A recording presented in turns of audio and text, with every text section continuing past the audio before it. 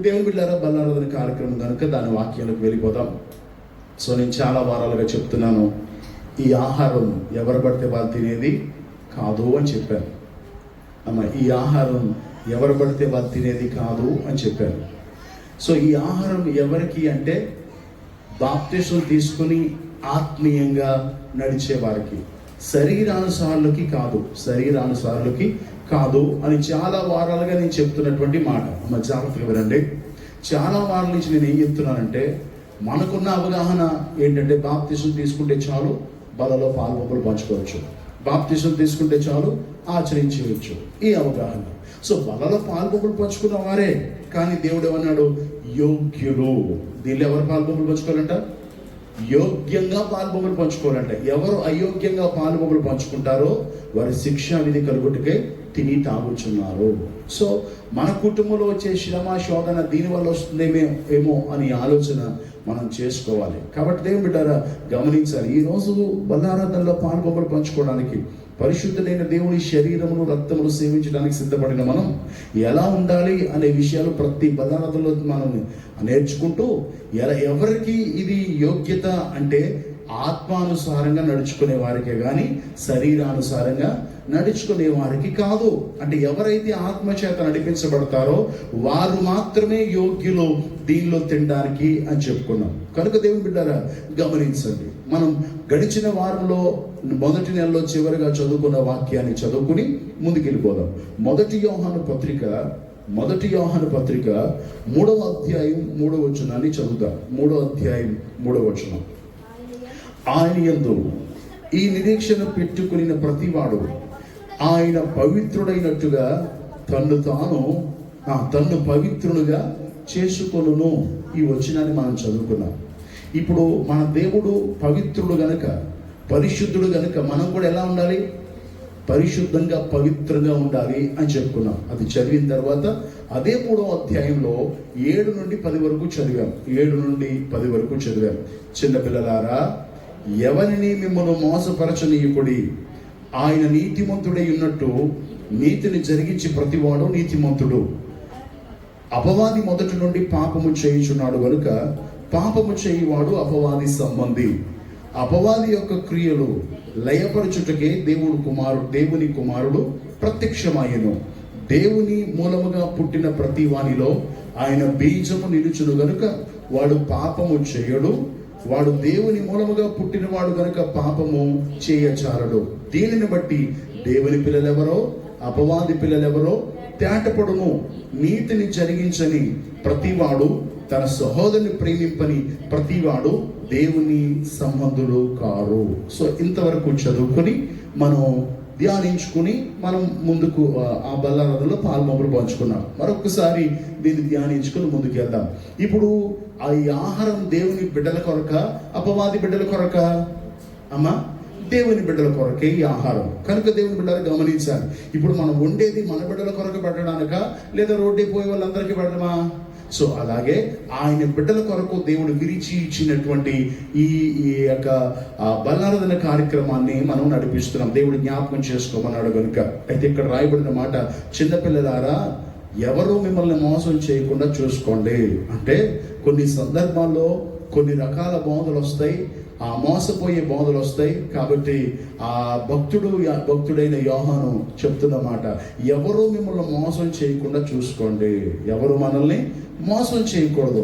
ఒకవేళ మోసపోయి పర్వాలేదు అని తీసేసుకుంటే మనమే మోసం చేసుకుంటున్నామేమో అనే విషయాన్ని గమనించాలి. ఎందుకంటే దేవుడు ఏం చెప్పాడు అంటే, మోసం చేసే వాళ్ళు ఉన్నారు కనుకనే ఏం చెప్తున్నాడు? మోసపోవద్దు అని చెప్తున్నాడు. మోసం చేసే వాళ్ళు లేకపోతే ఆ మాట చెప్పాల్సిన అవసరమే లేదు. కనుక దేవుని బిడ్డలు గమనించండి. అప్పుడు అంటున్నాడు, ఆయన నీతిమంతుడైనట్టు నీతిని జరిగించి ప్రతివాడు నీతిమంతుడు. ఎవరు నీతిమంతుడు? మనం ఏ దేవుడిని ఆరాధిస్తున్నామో, ఏ దేవుడైతే ఈ యొక్క చెయ్యమని ఆ కార్యక్రమాన్ని మనకి ఇచ్చాడో ఆయన నీతిమంతుడు. సో అలా నీతిని జరిగించే ప్రతివాడు కూడా నీతిమంతుడు. దేవుని ఆజ్ఞలను అనుసరించి నడుచుట వలన మనకి నీతి కలుగుతుంది. సో ఇప్పుడు ఆయన నీతిమంతుడు కనుక మనం కూడా ఎలా ఉండాలి? నీతిమంతుడుగా ఉండాలి. అక్కడ తర్వాత అపవాది మొదటి నుండి పాపము చేయువాడు గనుక పాపము చేయువాడు అపవాది సంబంధి. మనం నీతిగా ఉన్నామా, యథార్థంగా ఉన్నామా? సో దేవుని బిడ్డలము. అలా కాక పాపం చేస్తున్నామా? పాపం అంటే ఆజ్ఞ అతిక్రమమే. దేవుని వాక్యమును శ్రద్ధగా వినక, గైకొనక, వాక్యానికి వ్యతిరేకంగా మనం ఉంటే, వాక్యానికి విరుద్ధంగా ఉంటే అది పాపం అని చెప్పుకున్నాం. చిన్నదేమి పెద్దదేమి, ఒక అబద్ధం మొదలుకొని నరహత్య వరకు దేవుడు వద్దు అన్నది చేయడాన్ని పాపము అని మనం చెప్పుకున్నాం. కాబట్టి దేవుని ద్వారా మొదటి నుండి అపవాది ఏ సంబంధి అంట? పాపము చేస్తూ ఉన్నాడు, పాప సంబంధి ఆడు. మొదట అంటే ఎక్కడ ప్రారంభమైంది పాపం అని చెప్పాను మీకు. ఎక్కడ ప్రారంభమైంది పాపం? ఏదేని తోటలో కాదు, పరలోకంలో ప్రారంభమైంది. దేవుని కంటే హెచ్చుగా తను తాను హెచ్చించుకోవాలి అనుకున్నాడు, ఒక సింహాసనాన్ని ఏర్పరచుకోవాలి అనుకున్నాడు. సో అక్కడ ప్రారంభమైంది. మొదటి నుండి వాడెవడో పాపం చేసేవాడు వాడు. సో కాబట్టి మొదటి నుండి వాడు పాపం చేస్తూ ఉన్నాడు కనుక అలా పాపము చేయు ప్రతివాడు ఎవరి సంబంధి? సాతాను సంబంధి. ఇప్పుడు మనం పాపం చేస్తే అమ్మా నాన్నకు లోబడక, భర్తకు విధేయత చూపించక, భర్తకు లోబడక, భార్యను ప్రేమించక, పొరుగు వారిని ప్రేమించక, కింద వాచనంలో చెప్పాడు కదా, కింద లాస్ట్ 10లో మనం చదివాం. దీనిని బట్టి దేవుని పిల్లలు ఎవరో అపవాది పిల్లలు ఎవరో తేటపరచబడుతుంది. ఎలా అంటే, నీతిని జరిగించని ప్రతివాడు, నీతిగా ఉండని ప్రతివాడు, తన సహోదరుని ప్రేమింపని ప్రతివాడు దేవుని సంబంధి కారు. అంటే ఎవరి సంబంధి? సాతాను సంబంధి. ఇక్కడ మనం ఇంకనూ పాపం చేస్తూ, బూతులు మాట్లాడుతూ కావచ్చు, కోపదాపాలు కావచ్చు, మనం ప్రతి వారం చెప్పుకునేవే. దేవునికి వ్యతిరేకమైన, దేవుడు వద్దన్న, దేవుడు అలా నడుచుకోవద్దన్న మార్గంలో మనం నడుస్తూ, వద్దన్న పద్ధతి ప్రకారంగా మనం ఉంటే ఇది పాపము అని చెప్పుకున్నాం. ఆజ్ఞాతిక్రమమే పాపము అని చెప్పుకున్నాం. అలా పాపం చేస్తే ఎవరి సంబంధి అవుతారు? ఇప్పుడు ఇక్కడ కూర్చున్న మనం అలా పాపం ఉంటే ఎవరి సంబంధులు? మరి సాతాను సంబంధులు దీనిలో పాల్పొంగులు పంచుకోవచ్చా? సాతాను సంబంధులు దీనిలో పాల్పొంగులు పంచుకోకూడదు. అంతేకాదు, దేవుని మూలముగా పుట్టిన ప్రతి మనలో ఆయన బీజము నిలిచును. నిజంగా దేవుని మూలంగా పుట్టిన వారమైతే మనలో ఏముంటదంట? దేవుని బీజము ఉంటదంట. అంటే మనం నిజంగా బాప్తీసం తీసుకొని పరిపూర్ణంగా ప్రభువును అంగీకరించి మారు మనసు పొంది వాక్యమును అంగీకరించి తీసుకుంటే వాక్యం మనలో ఉంటదంట. వాక్యమే బీజము, వాక్యమే విత్తనము, వాక్యమే దేవుడు. అర్థమవుతుందా? వాక్యమే దేవుడు. కాబట్టి జాగ్రత్తగా గమనించాలి. అర్థమవుతుందంట? అర్థమవుతుందంట. దేవునికి స్తోత్రం, హల్లెలూయా. దేవుని నామానికి మహిమ కలుగును గాక. రైట్, కర్ర తీసుకోండి. దేవునికి మహిమ కలుగును గాక. దేవుని బిడ్డలారా గమనించండి, దేవుని మూలముగా పుట్టిన వారిలో ఎలా ఏముంటది? దేవుని బీజము. అంటే ఎప్పుడైతే మనం వాక్యాన్ని విన్నామో, వాక్యాన్ని విని మారు మనసు పొందడానికి ఇష్టపడి బాప్తీసం తీసుకోవడానికి తీర్మానించుకుంటాం. అంతేగాని అమ్మ చెప్పిందో నాన్న చెప్పిందో అని కాదు కదా. వాక్యాన్ని విన్నాము, ప్రేరేపించబడ్డాము, వాక్యం మనలో కార్యం చేసింది, వాక్యం మనలో ఉంది కనుక మారు మనసు పొందాము, మనం బాప్తీసం తీసుకుని ఆయన బిడ్డలమయ్యాం. ఇప్పుడు వాక్యం మనలో ఉంటే ఎలా నడుస్తాం? వాక్యానుసారంగా నడుస్తాం. వాక్యమే బీజం అనగా వాక్యం, విత్తనం అనగా వాక్యము, వాక్యం అనగా దేవుడు, వాక్యం అనగా దేవుడు. ఆ విత్తనము మనలో ఉంటే ఇక్కడ రాయబడి ఉన్న మాట, వాడు పాపము చెయ్యడు. దేవుని వాక్యం మనలో ఉంటే పాపము చేయడు.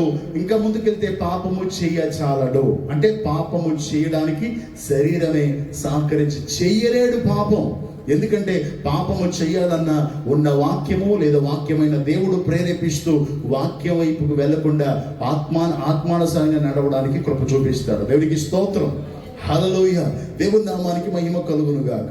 ఎలా అంటే మనం చూద్దాం.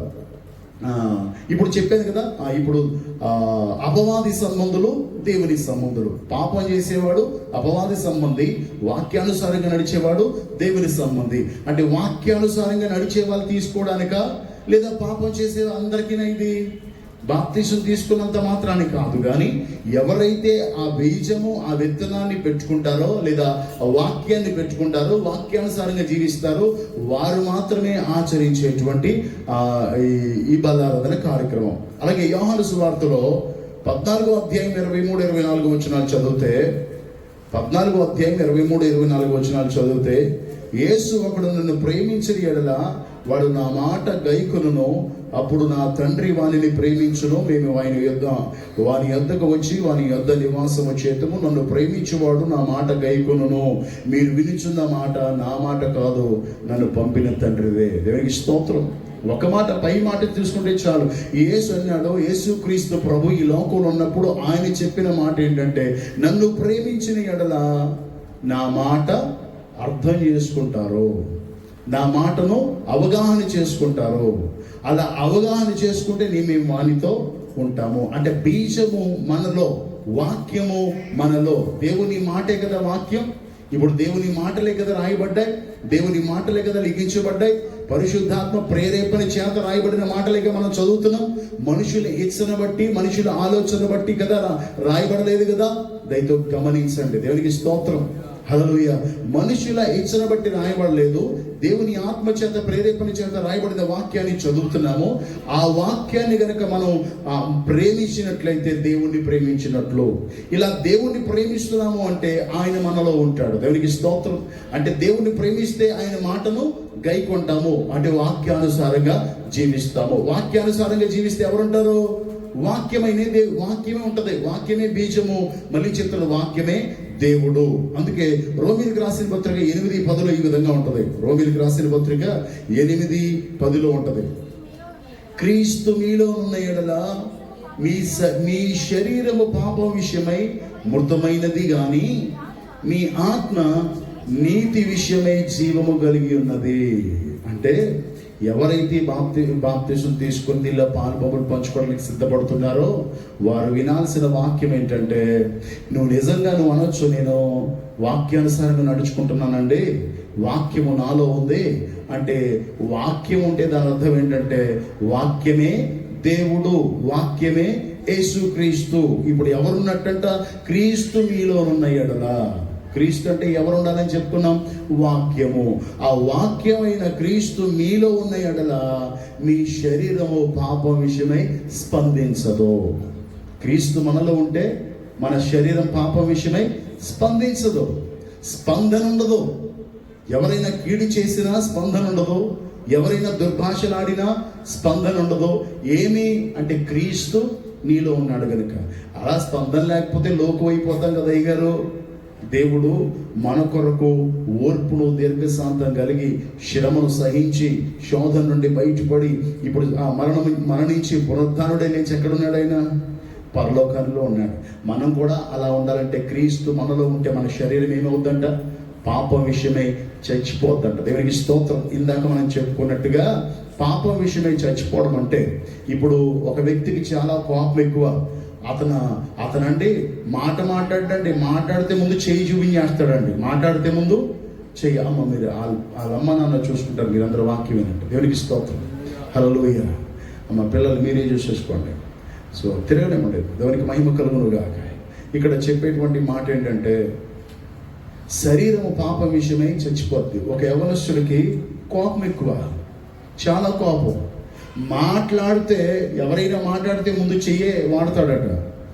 తను చెయ్యి పడిపోద్ది ముందు, అవతరుడు గోపు మీద చెయ్యి పడిపోద్ది. అంతే తప్ప మాట్లాడంట. ముందు కొట్టేసి తర్వాత మాట్లాడతాడంట. ఇప్పుడు ముందు కొట్టేసి మాట్లాడే అతను, ముందు దెబ్బలాంటికి వెళ్ళిపోవడానికి సిద్ధపడిపోయే అతను ఆ పాపం విషయమై చచ్చిపోయాడు. ఇప్పుడు ఎదుటివాడు తిట్టినా చెయ్యి లేవట్లా, కొట్టడానికి లేవట్లా, తిట్టడానికి నోరు రావడలే. అంటే శరీరము ఆ పాపం విషయం ఏమైపోయింది? చచ్చిపోయింది. ఏమి? క్రీస్తు కలిగి ఉన్నందున. దేవునికి స్తోత్రం. మరి మనం కలిగి ఉన్నామా? ఎవరైనా ఒక మాట అంటే పంచికట్టు పట్టేస్తాం కదా. మనం పంచికట్టు కట్టేసి మామూలుగా ఉండదు, రెచ్చిపోతాం. మళ్ళీ చర్చిలో దేవుని స్తుతించుడి చెప్తాం. సో కదా, ఇది కాదు క్రైస్తవ్యం అంటే, ఇది కాదు క్రీస్తుని కలిగి ఉండడం అంటే, ఇది కాదు క్రీస్తుని ప్రత్యక్షపరచడం అంటే. ప్రియమైన దేవుని బిడ్డలారా, ఇక్కడ దేవుడు స్పష్టంగా చెప్తాడు, క్రీస్తు మీలో ఉంటే మీ శరీరం పాపం చేయదు, మీ శరీరం పాపంకి సహకరించదు. అంటే పాపం విషయంలో శరీరం చచ్చిపోద్ది అని అర్థం. అబద్ధాలు ఆడాల్సిన పరిస్థితి వచ్చిన అబద్ధం ఆడిన చావైనా పర్వాలేదు కానీ నీతిమంతుడు నష్టము కలిగినను మాట తప్పడం. నీతిమంతులుగా తీర్చబడ్డాం కదా, యేసు రక్తములో కడగబడి నీతిమంతులుగా తీర్చబడిన మనం పాపం చేయడానికి, తిట్టడానికో, కొట్టడానికో, ఆ ఎదుటివాడిని అపహసించడానికో, ఎదుటివాడికి కీడు చేయడానికో సాహసించము, ఎదరికి వెళ్ళము, చేయలేము, చేయజాలము. ఏమీ మనలో క్రీస్తు ఉన్నాడు కనుక. దేవునికి స్తోత్రం. హల్లెలూయా. ఇప్పుడు క్రీస్తు మనలో ఉంటే మనం ఆత్మానుసారులమా, శరీరానుసారులమా? అమ్మా కదా. ఇప్పుడు క్రీస్తులో మనం ఉన్నాం. మా క్రీస్తు మనలో ఉన్నట్ట లేదట? దేవునికి స్తోత్రం. హల్లెలూయా. క్రీస్తు మనలో ఉన్నాడు.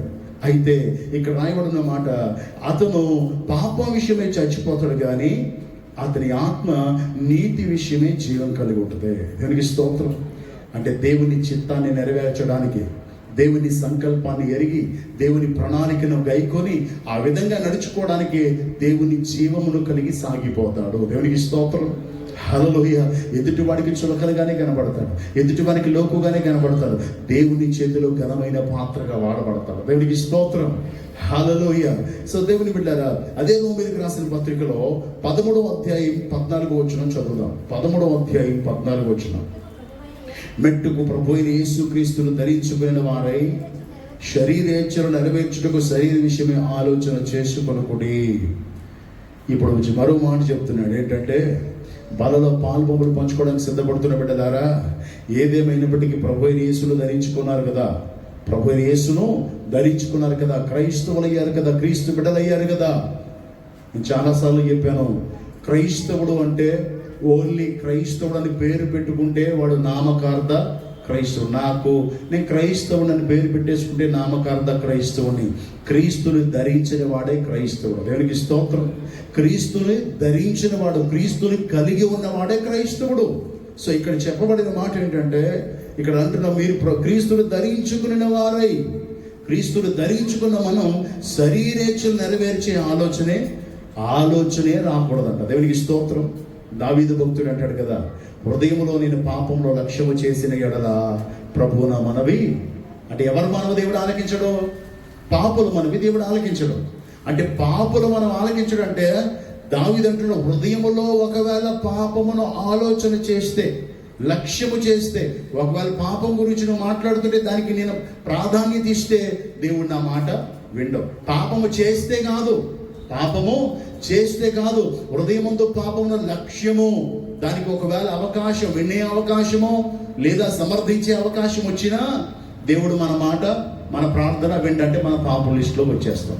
కాబట్టి శరీరేచ్ఛను నెరవేర్చుకోవడానికి శరీరానుసారంగా ఆలోచన చేయకండి. మనం చాలా విషయాల్లో శరీరానుసారంగా వెళ్ళకపోతే ఎలాగండి, చేయకపోతే ఎలాగండి, అందుకే రాలేకపోయామండి. ఏ ఆలోచన అది? శరీరానుసారమైన ఆలోచన. నీలో ఉన్నవారెవరు? నువ్వు చెప్తావు, మాలో ఉన్నవాడు లోకములో ఉన్నవారి కంటే, అమ్మా తెలియగా ఏమంట, నాలో ఉన్నవాడు, మనలో ఉన్నవాడు లోకములో ఉన్నవారి కంటే గొప్పవాడు అంటావు నువ్వే. ఎలాగండి లేకపోతే అంటావు నువ్వే. గొప్పవాడు ఎంత ఐశ్వర్యవంతుడో అంటావు నువ్వే. ఆయనకి అసాధ్యమైనది లేదు అంటావు నువ్వే. ఆయనకి అసాధ్యమైనది ఏదీ లేదు అంటావు నువ్వే. పరిస్థితి ఎలాగండి అంటావు నువ్వే. నువ్వు కలిగి ఉన్న దేవుని మీద విశ్వాసం లేక, అంటే నువ్వు కలిగి లేక అని అర్థం. అలా అన్నావంటే, ఒకవేళ శరీరేచ్ఛను నెరవేర్చుకుని ఆలోచన చేసావంటే, అంటే ఆలోచనలో కూడా ఏమి రాకూడదు? ఆలోచనలో కూడా శరీరానుసారమైన మనసు రాకూడదు. దేవునికి స్తోత్రం. హల్లెలూయా. శరీరానుసారమైన మనసు కనీసం ఆలోచనలో కూడా రాకూడదు అని వాక్యం సెలవిస్తుంది. క్రీస్తును ధరించుకున్నవారు. దేవునికి స్తోత్రం. హల్లెలూయా. అయితే దేవుని బిడ్డారా, కొరింథీయులకు రాసిన 2వ పత్రిక, అపోస్తలుడైన పౌలు కొరింథీలో ఉన్న సంఘానికి రాసిన 2వ పత్రిక 3వ అధ్యాయం 18వ వచనం చదువుదామా? 3:18 చదువుదాం. మనమందరము ముసుగులేని ముఖముతో ప్రభు యొక్క మహిమను అద్దము వలె ప్రతిభవింపచేయుచు, మహిమ నుండి అధిక మహిమ పొందుచు, ప్రభువుగు ఆత్మచేత పోలికగానే మార్చబడుచున్నాము. చాలు. దేవునికి స్తోత్రం. ఇప్పుడు ఇక్కడ రాయబడిన మాట అపోస్తలుడైన పౌలు సంఘానికి రాస్తున్నాడు. మనమందరము ముసుగులేని ముఖముతో ప్రభు యొక్క మహిమను అద్దము వలె ప్రతిబింబింపచేయుచు. ఇప్పుడు మనమందరం ఏం చేయాలంట? మనం ఎలా మారాలంట? అద్దం వలె మారాలంట. ఇక్కడ రాయబడిన మాట, మనమందరం ముసుగు లేని ముఖముతో. ఇప్పుడు ఎదురుగుండా అద్దం పెట్టుకొని ముసుగేసుకుంటే ఎవరు కనబడతారు? అద్దం పని ఏంటంటే మనం ఎలా ఉన్నామో అలా ప్రతిబింబింప చేసే పని అద్దానిది. సో అద్దం క్లియర్గా ఉండే అద్దం కొనుక్కుంటారా, మబ్బుగా ఉండే అద్దం కొనుక్కుంటారా? అమ్మా, నీట్గా కనబడే క్లియర్గా ఉండే అద్దం కొనుక్కుంటారు. కొన్ని అద్దాలు ఉబ్బెత్తుగా వచ్చేసి మనల్ని లావుగా చూపించేస్తాయి, లేదా వంకరగా చూపిస్తాయి. కొనుక్కోరుగా. మనం ఎలా ఉన్నామో అలా ప్రతిబింబింప చేసే అద్దాన్ని మనం కొనుక్కుంటాం. దీని అర్థం ఏంటంటే జాగ్రత్తగా మనం అధ్యయనం చేద్దాము. ఇప్పుడు దేవుడు ఏం చెప్తున్నాడంటే, క్రీస్తుని కలిగి ఉన్నాము అని చెప్తున్నాం కదా, క్రీస్తు బిడ్డలము అని చెప్తున్నాం కదా, కాబట్టి దీనిలో పాల్గొలు పనిచేసుకుంటున్నాము అని చెప్తున్నాం కదా. అయితే ఇక్కడ వాక్యం ఏం చెప్తుందంటే, ఇక్కడ వాక్యంలో చెప్పబడిన మాట ఏంటంటే, ముసుగు లేని ముఖం క్లియర్గా కనబడుద్ది. అవునా? ముసుగున్న ముఖం క్లియర్గా కనబడుద్దా? ముసుగు అంటే భ్రమలో ఉండిపోయి, వేషధారలో ఉండిపోయి, భక్తిహీనతలో ఉండిపోయి, అవిశ్వాసంలో ఉండిపోయి నువ్వు ప్రార్థన చేసి ముసుగు ముఖంతో కనబడుతున్నావు తప్ప ముసుగు లేని ముఖం కనబడ్డంలా. ముసుగు లేని ముఖం కనబడ్డంలా అంటే ముసుగు వేసుకొని దానిలోనే భ్రమ. చాలామంది పెద్దలు అంటారు కదా, నూతులో ఉన్న కప్పకి అదే ప్రపంచం, ఇదే ప్రపంచం ఇంక లేదనుకుంటుందంట. మనం ఏమనుకుంటాం? నా విశ్వాసమే గొప్పది, నా ప్రార్థనే గొప్పది, నేను చేసేదే భక్తి, నేనే కరెక్ట్, ఇక్కడ ఎవరో కరెక్ట్ కాదు, నేనే అన్నిట్లో పెర్ఫెక్ట్ అనే ముసుగులో ఉంటామంట మనం. అయితే మనం ఏం చేయాలి? విశ్వాసులమైన మనం ముసుగు లేని మోకంతో, దేవుడికి స్తోత్రం, ఆ ముసుగులని అహంభావము, ధనము లేదా లోక సంబంధమైన ముసుగులన్నీ మనలోంచి పోవాలా. ఈ ముసుగులన్నీ పోయి, ముసుగు అడ్డే కదా ఉన్నటువంటి మన స్వరూపాన్ని చూపించకుండా ఆపేది ఏంటి? ముసుగే కదా. క్రైస్తవులారా, ముసుగు లేని ముఖముతో మనం ఏం చేయాలట? మన ముఖముతో ప్రభు యొక్క మహిమను, ఎవరి మహిమ? ప్రభు యొక్క మహిమను అద్దము వలె ప్రతిబింబింప చేయొచ్చు. ఎవరిలో నుండి? మనము. అంటే ఎవరిలోంచి ప్రతిబింబింప చేయాలి? యేసుక్రీస్తు నాలో ఉన్నాడు అని చెప్పాం కదా. యేసుక్రీస్తు, ఇప్పుడు పైనుంచి చదివాం, అతనిలో ఆ బీజం ఉంటుంది, ఆ బీజం ఉంటే అతను పాపము చేయడు, పాపము చేయజారడు, క్రీస్తును ధరించిన వారు, క్రీస్తును కలిగిన వారు, క్రీస్తు నిలిచిన వారు అనుకున్నాం కదా. అంటే మనం ఇప్పుడు ఎవరిని కలిగి ఉన్నాం? క్రీస్తుని కలిగి ఉన్నాం. క్రీస్తుని కలిగి ఉన్న మనము అద్దములో ఎలాగైతే మనల్ని మనం చూసుకుంటామో అలా క్రీస్తు మహిమ మనలోంచి కనబడాలంట. దేవునికి స్తోత్రం, హల్లెలూయా.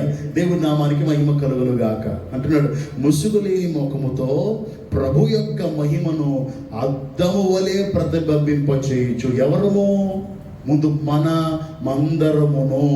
ఎవరందరూ? కూర్చున్న మనమందరమును ముసుగు లేని ముఖముతో ప్రభు యొక్క మహిమను అద్దము వలె ప్రతిబింబింప చేయాలా. అంటే అద్దంలో ఎలాగైతే మనల్ని మనం చూసుకొని జుట్టు సరిలేదా అని సరి చేసుకుంటున్నామో అలా మనలో క్రీస్తు ఎదుటివారు చూడగలగాల. దేవునికి స్తోత్రం, హల్లెలూయా. మనలో ఎవరిని చూడాలి? మనలో క్రీస్తును చూడాలి. క్రీస్తు మహిమను మనం ప్రతిబింబింప చేయాలంట. ప్రభు యొక్క మహిమను మనం ప్రతిబింబింప చేయాలి. అంటే మనం ఇప్పుడు క్రీస్తు యొక్క మహిమ ప్రత్యక్షం అవడానికి మనం ఇప్పుడు ఎలా మారాలి? ఒక అద్దము వలె. దేవునికి స్తోత్రం. అద్దం అబద్ధం చెప్పుద్దండి. నువ్వు పౌడర్ బాగా రాసేసుకొని వెళ్ళిపోతున్నావు అనుకో, పౌడర్ ఉందని చూపిద్దా? పౌడర్ లేదని చూపించదుగా అమ్మా.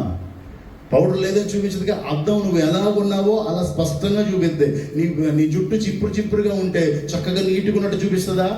సో అలా అద్దం వలె మనం ప్రతిబింబించే విధంగా ఉండాలంట. దేవునికి స్తోత్రం. ఉన్నామా అలాగా? క్రీస్తుని చూపించగలుగుతున్నామా? ఓన్లీ చర్చికి వచ్చి వెళ్ళిపోతున్నామా?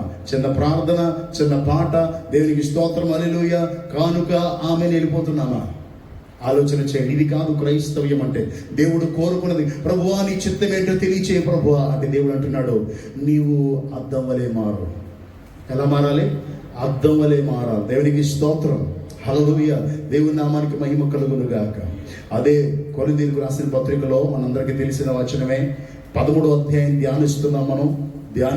17వ అధ్యాయం చివరిలో అంటాడు ఆయన, 12, 13 వచనాలు, నేను పిల్లవాడినైనప్పుడు పిల్లవాడి వలె మాట్లాడి తిని పిల్లవాడి వలె తలంచి తిని, పిల్లవాడి వలె యోచించి తిని, ఇప్పుడు పెద్దవాడనైనా నేను పిల్లవాడి చేష్టలు మానివేసి తిని. కొరింథీయులకు రాసే మొదటి పత్రిక, క్షమించాలి, కొరింథీయులకు రాసే మొదటి పత్రిక 13వ అధ్యాయం 11, 12 వచనాలు. ఇప్పుడు మొదటి నుంచి చదువుదాం మరొకసారి. నేను పిల్లవాడినై ఉన్నప్పుడు పిల్లవాని వలె మాట్లాడుతుంది, పిల్లవాని వలె తలంచుతుంది, పిల్లవాని వలె యోచించుతుంది. ఇప్పుడు పెద్దవాడనై పిల్లవాని చేష్టలు మానివేసి తిని, ఇప్పుడు అద్దములో చూచినట్లు చూచనగా చూచుచున్నాము. అప్పుడు ముఖాముఖిగా చూతుము, ఇప్పుడు కొంత మట్టుకే ఎరిగి ఉన్నాము. అప్పుడు నేను పూర్తిగా ఎరగబడి ఎరగబడిన ప్రకారము పూర్తిగా ఎరుగుతున్నావు. దేవునికి స్తోత్రం. అప్పుడు అంటున్నాడు ఆయన, చిన్నపిల్లవాడి వలె ఉన్నాను, పెద్దవాడు అయినప్పుడు ఇప్పుడు పెద్దవాడి వలె ఉండాలి. చిన్నపిల్ల మాట్లాడాను, చిన్నపిల్ల యోచించినప్పుడు ఇద్దరు చక్కగా కూర్చున్నారు, అటు ఇటు తిరుగుతున్నారు చిన్నపిల్లలు. ఇప్పుడు వాళ్ళు యుక్త వయసులోకి వచ్చేసి యవ్వన దశలోకి వచ్చిన తర్వాత అలా తిరుగుతూ ఊరుకుంటామా? పెద్దలు అయిపోయి చెప్తాం కదా. సో ఇప్పుడు కూడా చాలా మంది సంఘాల్లో చిన్నపిల్లలాగా ఎంత కాలమైనా ఇంచుమించు 45 సంవత్సరాలు 50 సంవత్సరాలు ఈ సంఘాల్లో ఉన్నా కూడా వారు చిన్నపిల్లలాగానే ఉండిపోతారు. నిన్న వాక్యం చెప్పడానికి వెళ్ళిన ఉపవాస కొడుకులో రాత్రి వెళ్ళినప్పుడు లాస్ట్ ప్రేయర్లో 3 సంఘాలు వచ్చినాయి. అక్కడికి 3 సంఘాలని వచ్చేపాటికి అక్కడ పాస్టర్ గారు మా యూత్కి ప్రార్థన చేయండి అన్నారు. సో వారి యూతే కదా అనుకున్నాను. 3 సంఘాలు జనం వచ్చేసారు. ఒక్కొక్కరికి ప్రార్థన చేయబడికి 12 అయిపోయింది. సో అందరు పాస్టర్లు వెళ్ళిపోయారు, శుభ్రంగా నన్ను ఉంచేశారు అక్కడ. సో ప్రార్థన చేశాను, దేవుని ప్రేమను బట్టి ఒక్కొక్కరిని అడిగి వారికి చిన్న సమస్యను బట్టి. ఒక చెల్లి వచ్చి అడిగే సమస్య ఏంటి తెలుసా? పాస్టర్ గారండి, బాప్తిజం తీసుకున్నాను, అపొస్తలుల బోధలో ఉన్నాను, కానీ నాకు పరిశుద్ధాత్మ అన్య భాషలు రాలేదు, కాబట్టి నేను పరిశుద్ధాత్మను పొందలేదు అంది. ఇప్పుడు నేను అన్నాను, పరిశుద్ధాత్మ గురించి అవగాహన ఉందా తల్లి నీకు? పరిశుద్ధాత్మ గురించి అవగాహన ఉందా అంటే అన్య భాషలు రావాలి కదండి. అన్య భాషలు వస్తేనే పరిశుద్ధాత్మ ఉన్నట్ట, లేకపోతే లేనట్ట. 10 మంది సేవకులు కూర్చున్నారు కదా, నేను ఉపదేశించేటప్పుడు 10 మంది సేవకులు వెనకాల కూర్చున్నారు కదా, అంటే వాళ్ళు ఎవరిలోని పరిశుద్ధాత్మ లేదంటావా అని అడిగాను. అలా కాదు భాష అని జస్ట్ అర్థం కావడానికి అడుగుతున్నానమ్మా అని. భాషలు మాట్లాడితేనే పరిశుద్ధాత్మ గురించి కాదు, లేకపోతే నువ్వు పరిశుద్ధాత్మను పొందలేదు అని కూడా కాదు. పరిశుద్ధాత్మను పొందుకుంటే ఆత్మానుసారంగా నడుచుకుంటావు ఫస్ట్. అది ఒకవేళ నీకు ఆసక్తి ఉంటే దేవుడు ఇస్తాడు. ఇవ్వడు అని నన్ను, అన్య భాషలు లేవని నేను అన్ను. సో కాబట్టి ఇందాక ప్రేయర్ చేసినప్పుడు నా నోటి నుంచి విన్నావు. అయితే ఇక్కడ నువ్వు తెలుసుకోవాల్సింది ఏంటంటే ఇంకా చిన్నపిల్లలానే ఆలోచిస్తున్నావు, భాష లేవు కాబట్టి దేవుడు నాలో లేడు అని కొన్ని విషయాలు తెలియచేశాను. అంటే ఇంకా బిడ్డ ఎలా ఉంది? చిన్న వయసులాగానే మాట్లాడుతుంది. సో ఇప్పుడు పెద్దవాళ్ళు అయినప్పుడు ప్రతిబింబం అర్థం వలె మారాల్సినటువంటి సమయంలో కూడా చిన్నపిల్లల వలె మాట్లాడితే ఎలా? అది దాని అర్థం. దేవునికి స్తోత్రం. మనం పెద్దవారం అయినప్పుడు కూడా చిన్నపిల్లల వలె మాట్లాడడానికి వీల్లేదు. ఇన్ని సంవత్సరాల ఉపదేశం విని ఇంకా ప్రేమ లేదు, సమాధానం లేదు, శాంతి లేదు, దీర్ఘశాంతం లేదు, సాత్వికం లేదు, ఓర్పు లేదు, సహనం లేదు అంటే నువ్వు ఇంకా చిన్న బిడ్డవే. బల్లారదల్లో మాత్రం పాల్బొమ్మలు వచ్చుకోవడానికి సిద్ధపడిపోతావు. ఇది కాదు. నువ్వు అంత్య దినాలలో ఎలా మారాలి? అద్దం వలె మారిపోవాలి. దేవునికి స్తోత్రం. హల్లెలూయా. దేవుని నామానికి మహిమ కలుగును గాక. మత్తయి సువార్త 17వ అధ్యాయం 2వ వచనం. మత్తయి సువార్త 17వ అధ్యాయం 2వ వచనం. ఆయన ముఖము సూర్య వలె ప్రకాశించెను, ఆయన వస్త్రములు వెలుగు వలె తెల్లని వాయును. సో దీన్ని ధ్యానించేటప్పుడు మార్కు సువార్తను కూడా చదివేద్దాం ఒకసారి. మార్కు సువార్త 9వ అధ్యాయం 2-3 వచనాలు. మార్కు సువార్త 9వ అధ్యాయం 2-3 వచనాలు కూడా చదువుదామండి. 6 దినములైన తరువాత యేసు పేతురును, యాకోబును, యోహానును మాత్రము వెంట పెట్టుకుని ఎత్తైన ఒక కొండ మీదకి ఏకాంతముగా వారిని తోడుకొని పోయి వారి ఎదుట రూపాంతరము పొందెను. అంతలో ఆయన వస్త్రములు ప్రకాశమానమైనవియు మిగులు తెల్లవియు ఆయను. లోకమందు ఏ చాకలియు అంత తెల్లగా చలువ చేయలేడు. దేవునికి స్తోత్రం. ఇప్పుడు యేసుక్రీస్తు ప్రభు ఈ లోకంలో ఉన్నప్పుడు మానవ అవతారంతో వచ్చాడు, మానవ శరీరంలో వచ్చాడు. మానవ శరీరంలో ఉన్న దైవత్వం కలిగిన దేవుడు. దేవునికి స్తోత్రం. దైవత్వాన్ని కలిగి మానవ శరీరంతో ఈ భూలోకానికి వచ్చాడు. అలా వచ్చిన దేవుడు తన యొక్క అంతర్యాన్ని చూపిస్తున్నాడు. అంతరములో ఉన్న రూపాన్ని చూపిస్తున్నాడు. దేవుడు నాలో ఉన్నాడు అని అబద్ధాలు ఆడి మోసాలు చేసి దెబ్బలాట్లాడితే దేవుడు ఉన్నట్టు కాదు. యేసుక్రీస్తు ప్రభు కూడా మనకి చూపిస్తున్న విషయాన్ని జాగ్రత్తగా గమనించాలి. ఎప్పుడైతే పేతురు, యోహాను, యాకోబులు తీసుకుని పైకి వెళ్ళాడో, పైకి వెళ్ళిన తర్వాత ఆయన రూపాంతరం చెందుతున్నాడు. అంటే లోపలున్న దైవత్వాన్ని బయటకు చూపిస్తున్నాడు. దేవునికి స్తోత్రం. ఆయన నీ లోకానికి వెలుగుని అన్నాడు. లోకానికి వెలుగుని అని చెప్పాడు. ఎప్పుడు ఆయనలో వెలుగు చూసారా? చూడలే. అంటే ఆయనలో ఉన్నది ఆ ముగ్గురికి చూపించడానికి పైకి వెళ్ళి ఆయన పైన రూపాంతరము, అంటే మళ్ళీ చెప్తున్నాను, లోపలున్న రూపము. లోపల మనం చెప్తాం కదా, ఇటు పైకోటి లోపల కోటి. లోపల ఏముంటుందో బయటకు అదే కనబడుతుంది. ప్రసాదం చూస్తాం, ప్రసాద్ ఏంటి కోపం ఉన్నట్టున్నావు, దేన్ని చూసి మాట్లాడతాం? కాళ్ళు చూసా. దేన్ని చూసి? ముఖాన్ని చూసి. ప్రసాద్ ఏంటి కోపం ఉన్నావు అంటావు. అంటే లోపల కోపం ఉంది, బయటికి ముఖం ప్రదర్శిస్తుంది. ఏంటి కొంచెం చిరాకు ఉన్నట్టున్నావు, నీరసం ఉన్నట్టున్నావు, అన్ని దేని నుంచి కనబడతాయి? ముఖంలో నుంచే కనబడతాయి. అమ్మ నీరసం కనబడుతుంది, ముఖం శరీరంలో బాగాలేదా అని అడుగుతాం. సో అలా మనం అంతరంలో ఉన్న దేవుని చూపించాలి. అయితే ఇక్కడ దేవుడు ఏం చేస్తున్నాడో చూద్దాం. ఎప్పుడైతే దేవుడు వారిద్దరుగుండా రూపాంతరం చెందుతున్నాడో, మనం మత్తయి సువార్తలో చదివాం కదా, ఆయన ముఖము సూర్యుని వలె ప్రకాశించెను. దేవునికి స్తోత్రం. ఇప్పుడు ఆయన ఎలా కనబడుతున్నాడు? ఒక సూర్యుని వలె కనబడుతున్నాడు. ఆయన నేను వెలుగుని, లోకమునికి నేను వెలుగుని చెప్పడమే కాదు, వెలుగుని వారికి ప్రత్యక్షంగా చూపిస్తున్నాడు. దేవునికి స్తోత్రం. హల్లెలూయ. దేవుని నామానికి మహిమ కలుగును గాక. వెలుగుని చూపించడమే కాదు, ఆయన వస్త్రాలు కూడా ఎలా మారిపోయాయి? తెల్లగా మారిపోయాయంట. అంటే ఇప్పుడు ఆయన దైవత్వం మకోలేనే కాదు, వస్త్రాల్లో కూడా కనబడుతుంది. దేవునికి స్తోత్రం. అమ్మ అర్థమవుతుందా? యేసుక్రీస్తు ప్రభు పేతురు, యాకోబు, యోహానులను తీసుకుని వెళ్ళి వారి ముందు రూపాంతరం చెందుతున్నాడు. మళ్ళీ చెప్తున్నాను, మీరు వెంటలేదని మళ్ళీ చెప్తున్నా, జాగ్రత్తగా మీరు నా వైపు చూడండి. సో ఎప్పుడైతే ఆయన రూపాంతరం చెందుతున్నాడో, లోపలున్న దైవత్వాన్ని చూపించాడు వారికి. ఆయన ముఖం సూర్యుని వలె ప్రకాశిస్తుంది. ఆయన బట్టలు భూమి మీద ఎక్కడ ఎవరో అంత అలా ఉతకలేరంట, తెల్లని అయిపోయినాయి అంట. దేవునికి స్తోత్రం. హల్లెలూయా. దేవుని నామానికి మహిమ కలుగును గాక. కనీసం మనం బల్లారాధన రోజునైనా తెల్లని వస్త్రాలు వేసుకొస్తే అంత బాగుంటుంది. దేవునికి స్తోత్రం. బల్లారాధన రోజునైనా తెల్లని వస్త్రాలు వేసుకొస్తే ఎంత బాగుంటుంది. ఇప్పుడు దేవుడు తన దైవత్వాన్ని చూపించేటప్పుడు మొత్తం ఎలా కనబడుతుంది? వెలుగే కలర్లో ఉంటుంది కదా. ఇప్పుడు వస్త్రాలు ఏ కలర్లో ఉన్నాయి? ఇప్పుడు మనలోకి వచ్చేద్దాం. ఇప్పుడు మనం అద్దము వలె దేవుని చూపించాలి.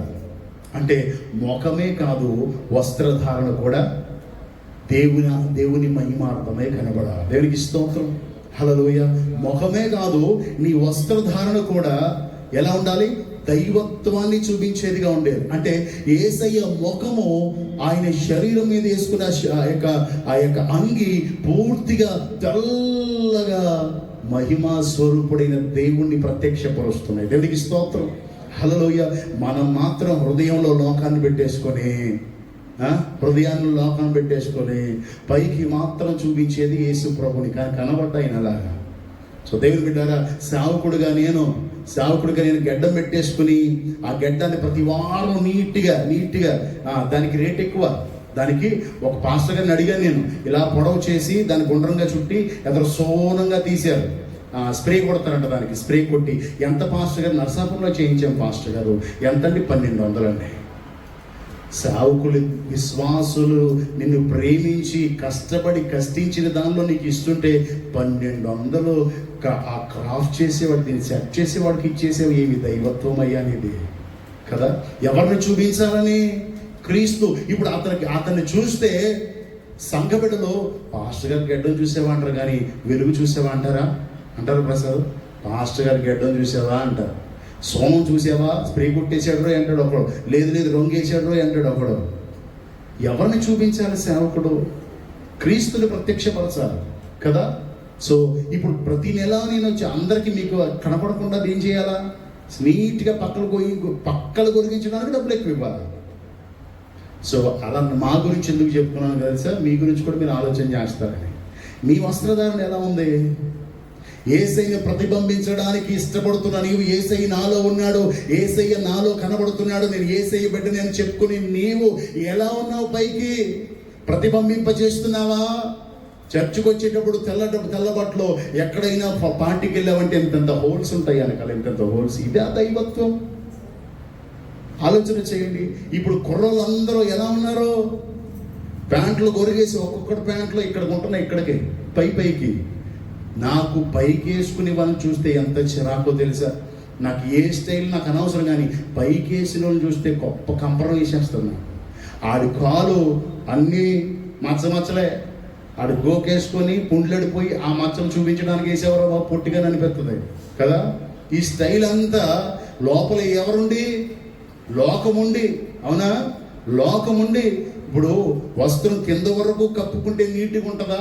పైకి లాగేసి ఆ మచ్చలన్నీ, ఆ కాలుకు ఒక తాడు, నలతాడు ఈ చూపిస్తే బాగుంటుందా? దాన్ని చూసి దైవత్వం అంటారా? దేవుని బిడ్డారా, యేసుక్రీస్తు ప్రభు శిరస్సు మొదలుకొని కింద వరకు దైవత్వాన్ని ప్రదర్శిస్తూ రూపాంతరంలో ఉన్న రూపాన్ని చూపిస్తున్నాడు. దేవునికి స్తోత్రం. క్రైస్తవులు ఈరోజు చూపించగలుగుతున్నారా? మాకు కూడా సేవకులు చూపించగలుగుతున్నారా?